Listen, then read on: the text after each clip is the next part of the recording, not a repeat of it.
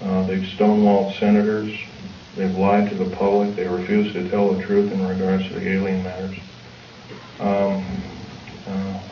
I can go on and on. That the list is it would take longer than there are days here, let alone minutes. So I can tell you that, for in all respects, I'm rather disgruntled that since I used to be a rather high-ranking worker in our federal government structure, I'm very disappointed in the activities of our federal government, very worried. For instance, to run by several topics to you. Recently I happen to know somebody that lives in and around, I live just south of Portland, Oregon. I know somebody that works at Gunderson Steel Fabrication, and what they do is they make railroad cars. And a fellow I know, I've known for the better part of 30 years. He works there. He's kind of a lead welder and engineer. He's kind of a quiet type, and he came in excited to me. He called me up, and I met him, and I tried to calm him down quite a bit. But he told me, he says, well, they're building prisoner cars. They're going to, looks like everything you've been talking about the federal government is starting to happen. And he was real nervous about it. And I said, slow down, Bob. So anyway, he told me what was happening. He mentioned that Gunderson has got a contract with the federal government to build 107,200 full-length rail cars, each with 143 pairs of shackles in each car. And there are 11 subcontractors in this giant project, and supposedly Gunderson got over $2 billion for the contract. Bethlehem Steel, there's different steel outfits or different fabrication outfits across the country are building them.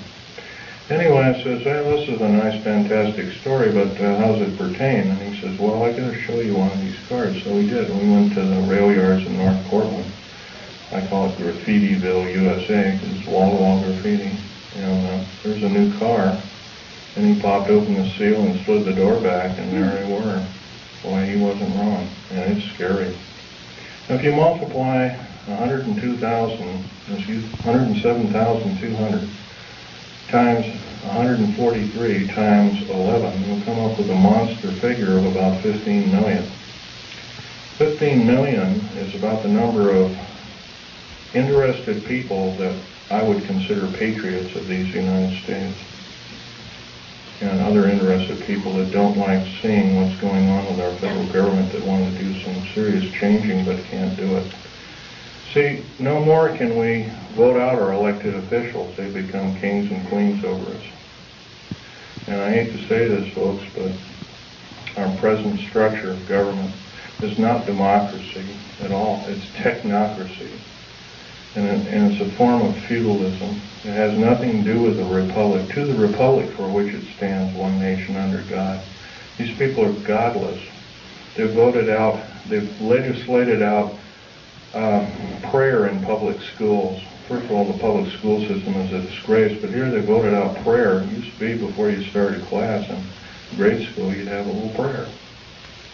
That's kind of a neat thing. So now you can't do that. It's against the law. If you do that, by the way, you can get fined up to $100,000 and you can get 2.5 years in prison.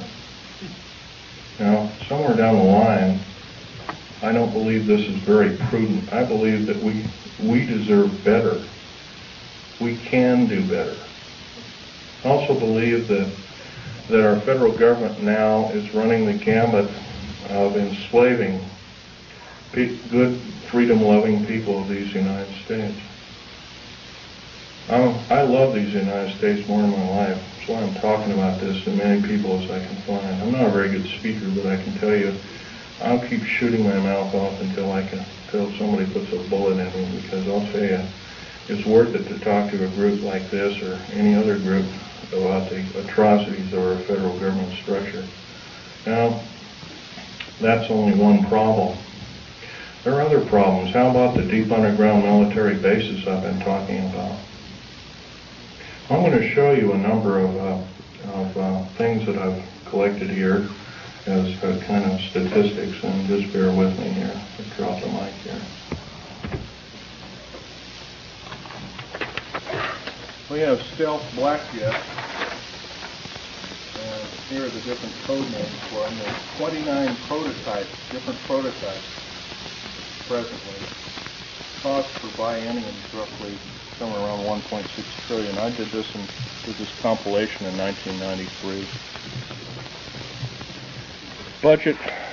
Budget from U.S. Congress 5-year plan that we're told about is $247.6 million. You couldn't buy the spare parts of all the black helicopters and the F-117As and the B-1, the B-2 bomber, and all the other 24 or 25 prototypes. Couldn't even get the nuts and bolts for that. So we've been lied to, folks, and I know we can do better. Black budget garners this figure, roughly $1.25 trillion every 2 years. Trillion. I'm not talking billion, folks. Trillion. If you don't know what a trillion is, it's 1,000 billion. It's a big number. If you were to regard that in dollar bills, it would be 11 tons of dollar bills. That's how big a trillion is. Okay. The black budget literally means hidden budget.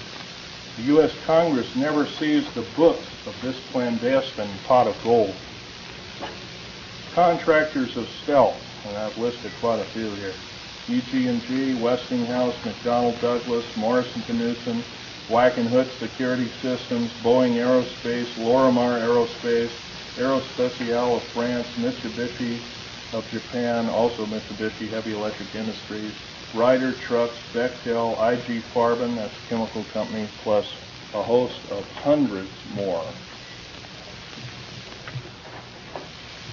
Is this what we're supposed to be living up to as freedom-loving people of these United States? I don't believe so.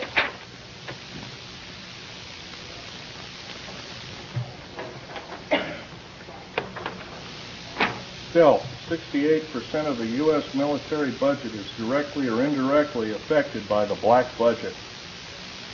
Star Wars, otherwise nicknamed Star Wars, Strategic Defense Initiative,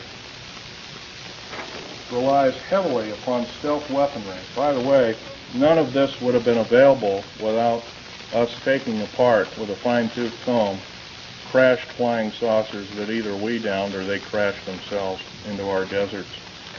None.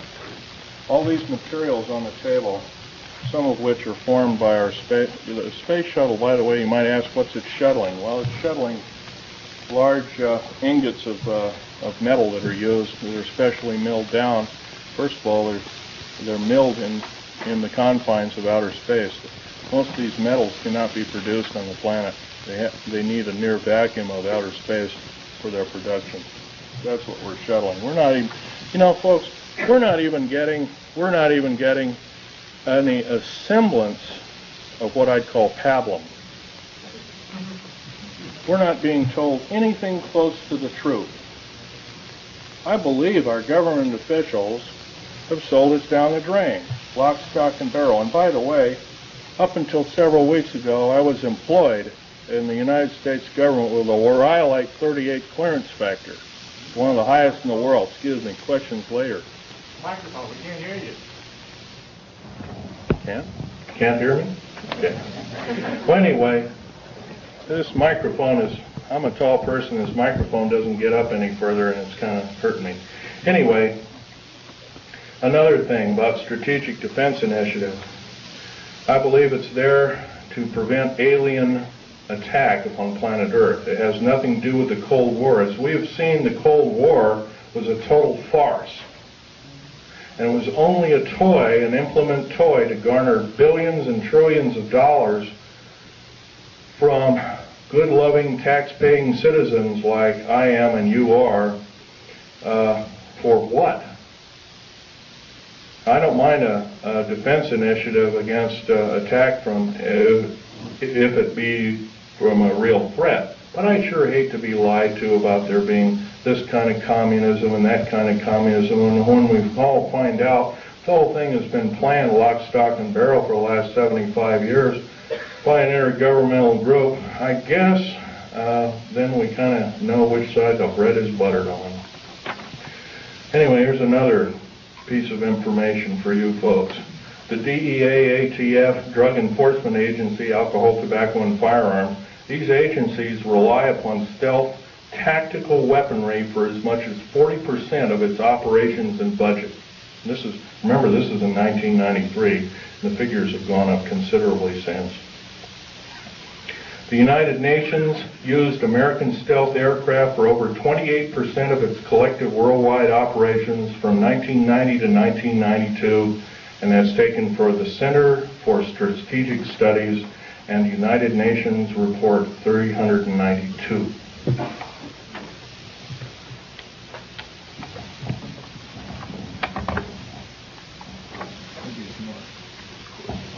Yeah, I would appreciate that, because I'm having to bend over here and it really hurts.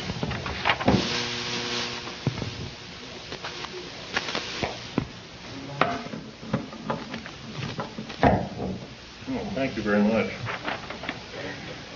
The Guardians of Stealth. There are over 3 distinct classifications of special police used to guard one of our most well-kept secrets. Number 1, this is the most disturbing of all. The MJTF, and that, by the way, that stands for Military Joint Tactical Force, otherwise known as the Black Berets. Some people call them the Delta Force, and there are other names for it. It's a multinational tactical tactical force primarily used to guard the various stealth aircraft worldwide. And by the way, see the picture over here on the table? You might come over there and look at it. After the talk, you might do that, or during the break. You'll find out a nice picture of it there. There was 172 of them built. 10 of them crashed or were crippled. Something went wrong with them. So it was roughly 162 or 3. I can't remember at last count. We gave them away. The federal government gave them away. Bill Clinton signed them away about 6 weeks ago to the United Nations. Is this what we are paying our hard-earned tax money to do, folks? No, I don't believe so, and I know we can do better. And I actually believe, I'm not advocating the overthrow of any government. I don't believe in such for the main reason. The number one, it always kills the wrong folks. But I believe if I have the chance to tell people about these atrocities, I think that there will be some serious letter writing, if not letter writing, some serious conscientious voting done in the very near future on various elected government officials, if not the whole category of elected government officials. Case in point I might want to mention is our local, please ask the questions later if you don't mind. Our local government officials have also kind of labeled us a bunch of rubes and morons, and I think we can expect a lot better than that. Starting off with the World Trade Center bombing. I was hired not too long ago to do a report. First of all, I know about the 90-some-odd varieties of chemical explosives. First of all, I looked at the pictures that were actually taken right after the blast, and the concrete was puddled and melted. The steel and the rebar inside the cement was literally extruded up to 6 feet longer than its length. And there's only one weapon that can do that, and that's a nuclear weapon. And that's a construction nuclear weapon. So obviously the people that they're looking for, that they say was a nitrate explosive that did the damage, they're lying 100%, folks. The people they have in custody probably didn't do the crime. As a matter of fact, I have reason to believe that that very same group did do other crimes. They killed, I believe, a Jewish rabbi in New York, and maybe this was some kind of scapegoat problem, but I'm not sure about that. However, I want to further mention that with the last explosion in Oklahoma City, they also say basically it was a nitrated or fertilizer bomb that did it, a whole truck full. First they came out with the information, said it was 1,000 pounds, then it was 1,500, then it was 2,000, then it was 3,000, then it was 4,000, now it's 20,000. Well, by the way, you can't put 20,000 pounds in a Ryder truck, can you? Now,